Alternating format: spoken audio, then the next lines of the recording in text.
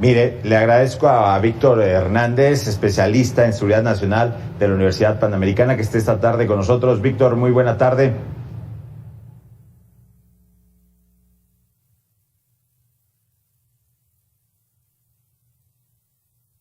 Víctor Hernández, especialista en seguridad nacional de la Universidad Panamericana. Muchas gracias por estar con nosotros. Buena tarde, adelante.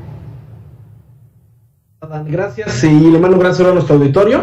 Creo que estamos teniendo algunos problemas de conexión. Ya lo estamos escuchando bien, Adán. Perfecto. Perfecto, sí, te escucho bien. Y hablar este tema, violencia política, 83 ya políticos participantes en estas elecciones, pues víctimas de esta violencia, lo más reciente en Guanajuato. Así es, tenemos ya más de 80 casos confirmados de violencia política entre candidatos intimidados, candidatos asesinados en el marco de este proceso electoral. Hemos tenido casos muy trágicos, como el caso del abogado de la familia Levarón, que era candidato de Movimiento Ciudadano para el municipio de Cajeme, y este es un problema que se está agravando de cara al cierre de las elecciones. Además, hay que reconocer que ha habido particular saña en contra de un partido que es Movimiento Ciudadano, que solamente en este mes ya ha registrado 4 o 5 de este tipo de incidentes entre candidatos asesinados y amenazados en el marco del contexto electoral. Y aquí hay que reconocer una realidad que nos debe preocupar a los mexicanos. La delincuencia organizada también está votando en este proceso electoral, y en la medida en que se intimidan, que se asesinan candidatos, se limita y se coerciona el voto de los demás ciudadanos. Por supuesto que también habrá mucha gente que ni siquiera querrá salir a votar en el día de la elección, y este tipo de abstencionismo solamente suele favorecer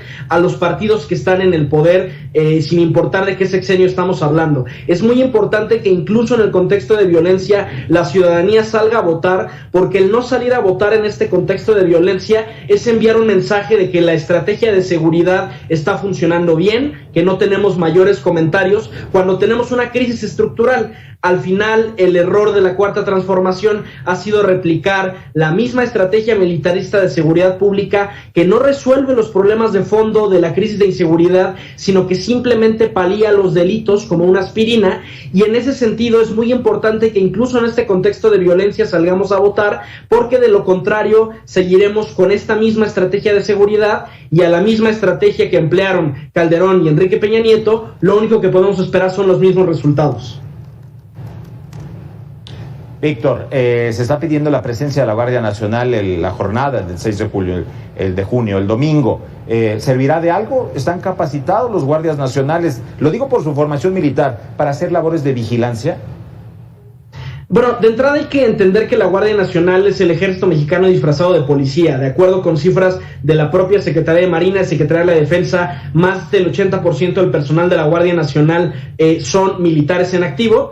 Y apenas salió un reportaje bastante preocupante indicando que más o menos 9 de cada 10 miembros de la Guardia Nacional no contaba con su certificado policial, que es el certificado que se le exige a cualquier miembro de una corporación policíaca para poder ejercer labores de seguridad pública en territorio nacional. Ahora, la realidad es que la presencia del ejército en el marco de las elecciones no sería nuevo, porque tradicionalmente las Fuerzas Armadas ejercen labores como el cuidado de casillas, el traslado de los paquetes electorales. Es decir, no sería la primera elección en la que tendríamos esta presencia, y en general la presencia de las Fuerzas Armadas durante este proceso electoral ha funcionado para desincentivar algunos hechos de violencia. El problema es que nosotros necesitábamos de un programa de protección a candidatos antes de las elecciones, porque en este momento, ya con más de 80 atentados, pues estamos lidiando con muchas comunidades que en este momento tienen miedo y que se les ha sido coartado su derecho a una elección libre. Tú recordarás que al inicio del proceso electoral, el presidente López Obrador anunció un supuesto programa de protección de candidatos, y en su momento en este mismo noticiero yo critiqué que este programa no tenía ninguna medida operativa. Cuando se lanzó el programa no quedaba claro quién iba a proteger a los candidatos: el Ejército Mexicano, la Guardia Nacional, el Servicio de Protección Federal, y muy por el contrario, sí había algunas instancias un poco oscuras fisuras en este programa de protección, como la Unidad de Inteligencia Financiera, que casualmente se ha dedicado a armar investigaciones contra los enemigos políticos del presidente. Entonces, este programa es un esquema que nace sin ninguna medida concreta para asignar personal de protección ejecutiva a los candidatos, y los resultados lo estamos viendo en este momento. Más de 80 incidentes de violencia política, candidatos asesinados. Vuelvo a hablar del caso de Cajeme, porque además, al ser el exfiscal del estado de Sonora, hay que recordar el austericidio de la Cuarta Transformación. El candidato de Cajeme pudo haber tenido un resultado bien distinto si hubiera tenido la escolta que por ley le correspondía al terminar un encargo de ese nivel. Entonces, cuando uno empieza a armar los bloques, empieza a quedar más clara la responsabilidad del gobierno federal en esta tragedia, porque hay que decirlo, muchos de estos asesinatos han estado vinculados a delincuencia organizada, y la ley es muy clara: los casos de delincuencia organizada son de responsabilidad federal, porque no hay policía municipal y estatal en este país que tenga las capacidades para hacerle frente a estas corporaciones policiales, y aquí el gobierno federal no tiene forma de eximirse de la tragedia que estamos viviendo en este proceso electoral. Víctor, por otro lado, vamos a ver que precisamente esta jornada electoral y esta campañas políticas y el día de la jornada electoral, hemos llegado al amarillismo, y es algo propio de la temporada, como se dijo desde la mañanera hace unos días. ¿Esto es amarillismo o son datos duros? Los datos son contundentes, es decir, la estrategia que ha adoptado de seguridad este gobierno es una copia de la misma estrategia de Felipe Calderón y de Enrique Peña Nieto. Los datos estadísticos del fracaso de esta estrategia son abrumadores: incremento de homicidio, incremento del secuestro, de acuerdo con los datos de la última INVIPE. Es decir, la estrategia de seguridad está haciendo agua porque la política pública se hace basada con evidencia. A la misma estrategia lo que podemos esperar son los mismos resultados, y las demandas de justicia son legítimas. Es decir, estamos viviendo uno de los procesos de violencia política más intensos en la historia democrática de México, y no se trata de amarillismo, se trata genuinamente de una crisis de inseguridad que ha dejado a muchos municipios sin la libertad de tomar una decisión en favor del candidato que ellos querían, y en ese sentido el reclamo me parece más que legítimo por parte de los partidos políticos y por parte de la ciudadanía. Y a mí realmente me preocupa el abstencionismo,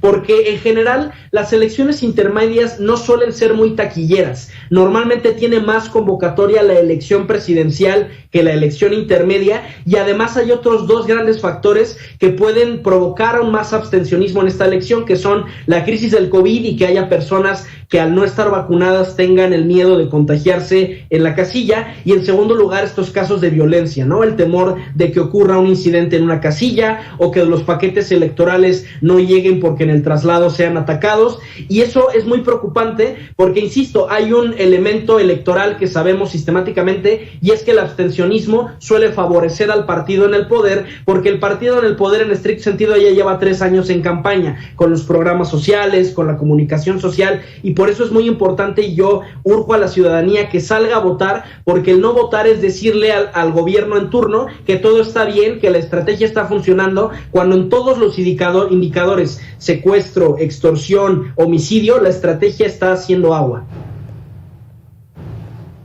Víctor Hernández, precisamente lo que mencionabas hace un momento, ¿quién va a querer ser candidato o fiscal o procurador en este país si ya no hay derecho a protección, si ya la ley no contempla que una vez terminado el encargo alguien pueda contar con protección si fue presidente municipal, procurador, fiscal?